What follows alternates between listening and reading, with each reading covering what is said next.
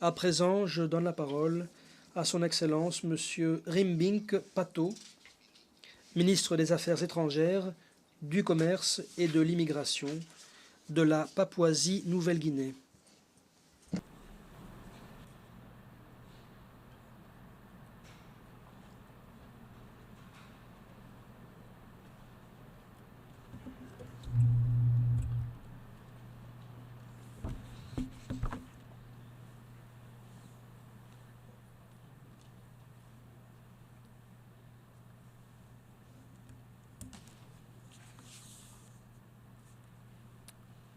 Mr. President, Your Excellencies, distinguished delegates. Monsieur le Président, Excellences, Mesdames, Messieurs, au nom du gouvernement et du peuple de la Papouasie-Nouvelle-Guinée, je vous félicite de votre élection à la présidence de la 70e session de l'Assemblée générale. Et ce faisant, je rends également hommage à votre prédécesseur, son Excellence Sam Kutesa, ministre des Affaires étrangères de l'Ouganda, pour la remarquable direction qu'il a imprimée aux travaux menant à l'adoption de l'agenda de développement au-delà de 2015. Notre gratitude va également au secrétaire général des Nations Unies pour son engagement sans faille et ses directions visionnaires des Nations Unies en garantissant le maintien de la Charte des Nations Unies pour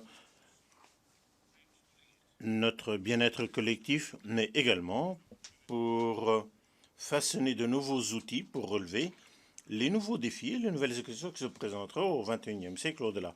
Nous nous félicitons du thème qui a été retenu pour les Nations Unies à 70 ans, un nouvel engagement en faveur de l'action, et nous nous engageons à vous appuyer pour assurer la mise en œuvre efficace de l'agenda 2030 qui a été adopté à l'unanimité la semaine dernière.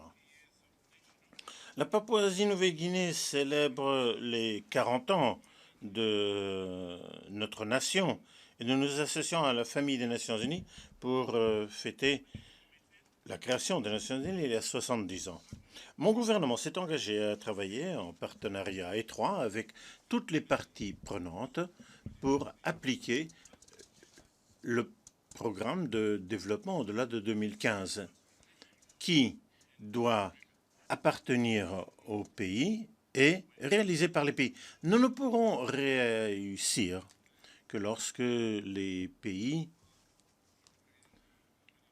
seront responsables de leur stratégie et plan de développement au niveau national tout en les intégrant au programme 2030. Conformément à la stratégie nationale 2014 pour le développement durable responsable, la Papouasie-Nouvelle-Guinée reconnaît qu'une population en bonne santé et bien éduquée est à la base d'un bon développement.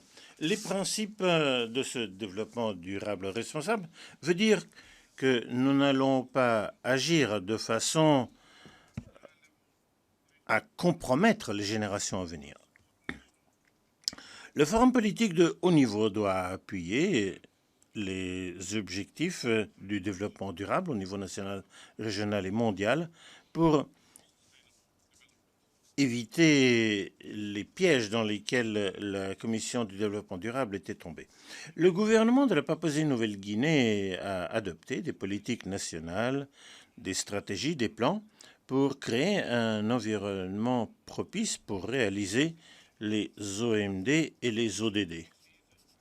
Ces politiques dans le domaine de la démographie, de l'eau, de l'assainissement, de l'hygiène, de services médicaux de base gratuits et une éducation gratuite également.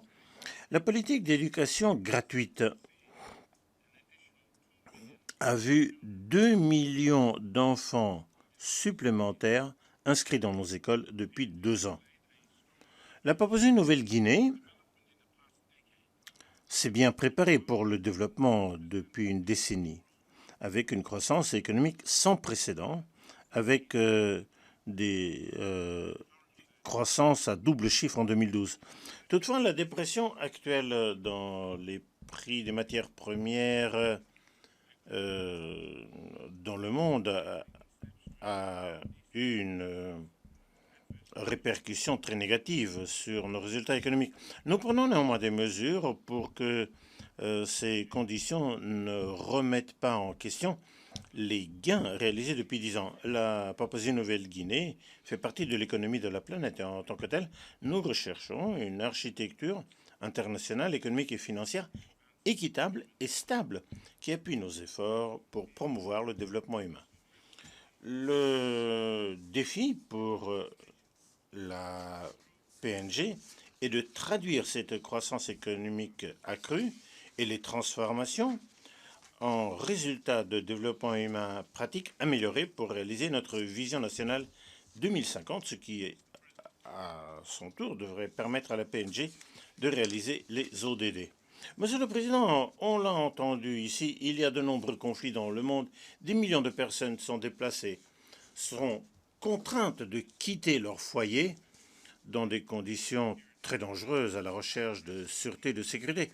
Les menaces à la paix et à la sécurité gênent la réalisation de l'agenda 2030. Ces préoccupations sécuritaires, y compris la criminalité transnationale, le terrorisme international, si nous n'arrivons pas à les maîtriser, vont proliférer au-delà des frontières avec des effets sur la paix, la stabilité et la prospérité économique, y compris dans la région des îles du Pacifique. La PNG demande à toutes les parties en conflit à trouver une solution à l'amiable et régler leurs différends avec le mandat de la Charte des Nations Unies pour maintenir la paix et la sécurité de la planète. Notre pays est fier de contribuer aux soldats de la paix de l'ONU et dans la région, au Soudan du Sud et au Darfour. Nous espérons d'ailleurs accroître le nombre de personnels déployés au fur et à mesure que notre économie nous le permettra. La crise des réfugiés est également arrivée à la Papouasie-Nouvelle-Guinée. Nous recevons des réfugiés et des demandeurs d'asile depuis l'indépendance.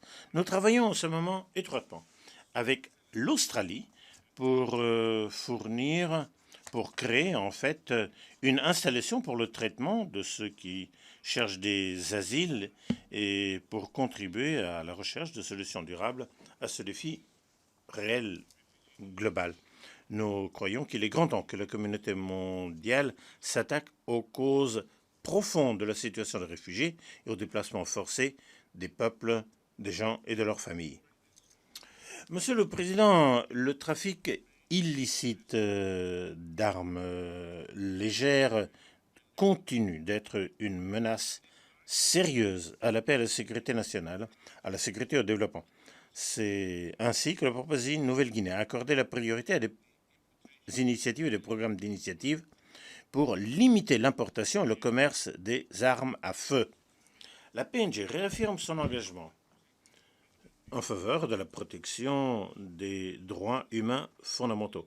Notre politique démographique nationale 2015-2024, que les droits de l'homme sont étroitement liés au développement durable. La Papouasie-Nouvelle-Guinée salue le cadre de Sendai sur la réduction des risques de catastrophes. Ce mécanisme planétaire est essentiel compte tenu de la fréquence et du degré de sévérité accru dans les pays prônes aux catastrophes provoquées par le climat dans la région des îles du Pacifique, y compris PNG. En reconnaissant la nécessité d'être mieux préparé à réagir à temps aux catastrophes, aux situations de crise, le groupe sous-régional des îles du Pacifique, le groupe dit The Melanesian Spearhead Group, est en train de créer un centre de coordination de réaction d'urgence et humanitaire. Nous sommes prêts à recevoir de l'aide technique et pour renforcer nos capacités de la part de la communauté internationale pour nous appuyer, y compris de la part de nos partenaires de la Voie de Samoa. Monsieur le Président, le monde a changé depuis la création des Nations Unies il y a 70 ans. Le système actuel des Nations Unies exige des réformes et à cet égard, nous appuyons les efforts du secrétaire général. Sur les réformes du Conseil de sécurité, nous saluons l'adoption récente par l'Assemblée générale d'une résolution en faveur de la représentation équitable et de l'augmentation de ses membres. En outre, nous appuyons l'initiative en vue de réexaminer l'utilisation du veto au Conseil de sécurité, surtout pendant des crises humanitaires graves et des atrocités de masse. Monsieur le Président,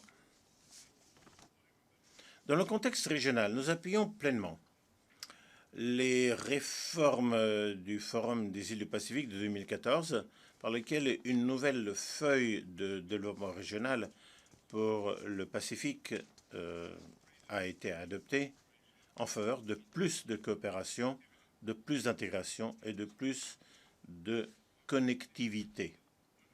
Dans le cadre de ce plan cadre, la Papouasie-Nouvelle-Guinée a engagé 100 millions de dollars des États-Unis pour 2014-2018 pour ce programme, pour appuyer les petits États insulaires en développement du Pacifique dans des domaines de développement fondamentaux tels que la bonne gouvernance, l'éducation, la santé, le renforcement des capacités, le changement climatique, l'aide en cas de catastrophe et la reconstruction.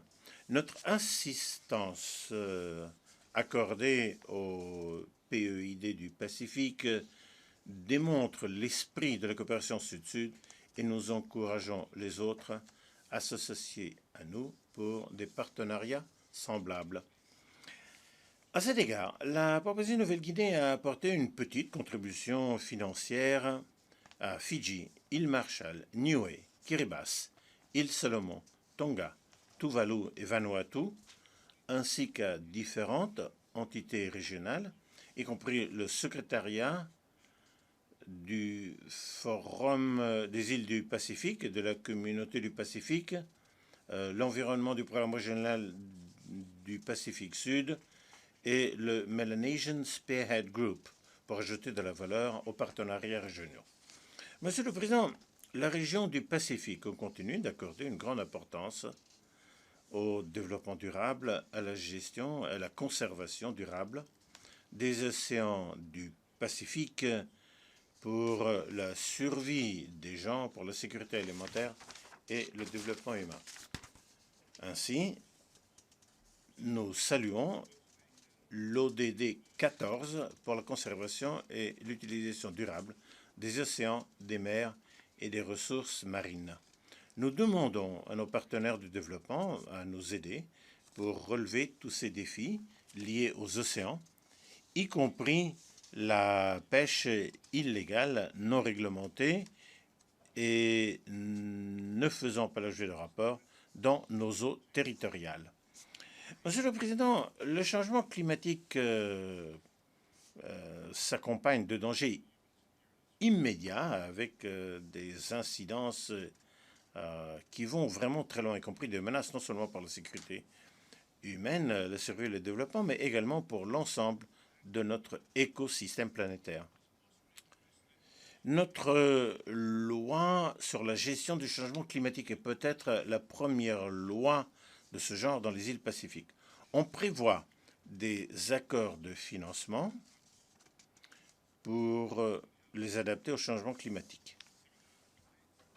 La Papouasie-Nouvelle-Guinée, avec d'autres États, attend avec impatience la COP 21 à Paris et espère qu'un nouvel accord sur le climat complet et juridiquement contraignant pourra être adopté pour succéder au protocole de Kyoto et fixer les calendriers pour la réduction des émissions de carbone pour les pays développés et en développement.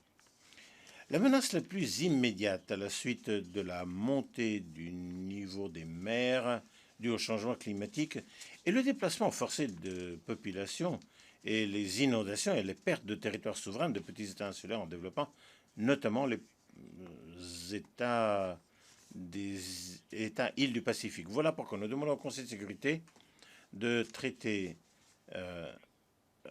avec courage des incidences des changements climatiques et des questions de sécurité. Monsieur le Président, la récente réunion au sommet du Forum des îles du Pacifique qui a eu lieu à Port Moresby a adopté la déclaration des dirigeants du Forum des îles du Pacifique sur le changement climatique. Les dirigeants se sont dit très préoccupés par les effets sérieux et les conséquences des changements climatiques, notamment sur le développement national et régional et la sécurité. Entre autres choses, les dirigeants du Forum ont déclaré qu'une augmentation de 1,5 degré, donc centigrade, aurait des conséquences catastrophiques pour les plus petites îles du Pacifique, les plus vulnérables, et ont exhorté que tous les efforts soient déployés dans le cadre de l'objectif de la température planétaire tel que noté par la conférence des parties à la FCC dans sa décision 1-CP20. Monsieur le Président, la déclaration des dirigeants du Forum des îles du Pacifique sur l'action à prendre sur le changement climatique a également dit s'attendre à un accord ambitieux et juridiquement contraignant sur le climat à adopter à Paris, la reconnaissance des circonstances spéciales et de la vulnérabilité des petits États insulaires en développement, surtout ceux qui se trouvent dans le Pacifique et les pays les moins avancés, l'appui pour l'inclusion dans le document final de Paris des pertes et des dégâts en tant qu'élément critique et autonome, et la poursuite des travaux du mécanisme international de Varsovie sur les pertes et les dégâts. Et enfin, la reconnaissance des conséquences des changements climatiques sur les femmes, les jeunes, les personnes âgées, les handicapés et les populations autochtones et autres groupes vulnérables et marginalisés, et la reconnaissance de leur contribution à la mise en œuvre effective du document final de Paris. En conclusion, Monsieur le Président, ne laissons personne de côté. Il ne faut pas qu'on les laisse se noyer. Nous devons agir conformément à la loi pour parvenir à un monde meilleur, plus sûr et plus prospère. Je vous remercie.